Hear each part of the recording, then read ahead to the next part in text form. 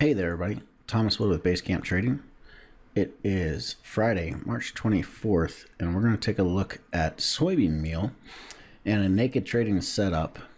And that was a channel breakout and then a run on the stops before continuing lower. So what we had been watching with soybean meal, if you're in the trading room or if you are a member at Basecamp Trading, watch the end-of-day videos, you know we were talking about this for a little while it was developing, that we were moving sideways in the channel. We did that for about a week and a half.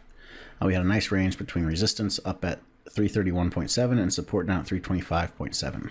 Now the trend was non-existent. The market was in consolidation and reversal phase, so it was consolidating. Why? Because we have lower highs and we also have higher lows.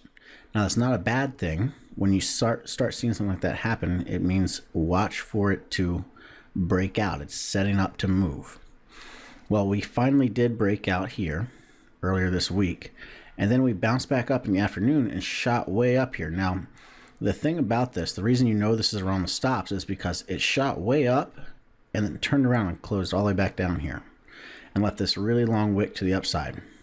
And what that's telling you is it's kind of like the last hoorah. If it was going to reverse, it needed to jump there and keep climbing, and instead it couldn't and ended up turning and breaking the previous bar's low.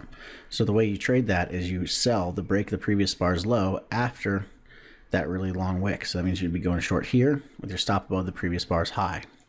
And then you look for it to run and follow through, which so far it has. Now the other interesting thing about this is this was a setup within the context of a weekly setup here. So here's the weekly setup. The weekly had a micro trend and we just broke the trend line.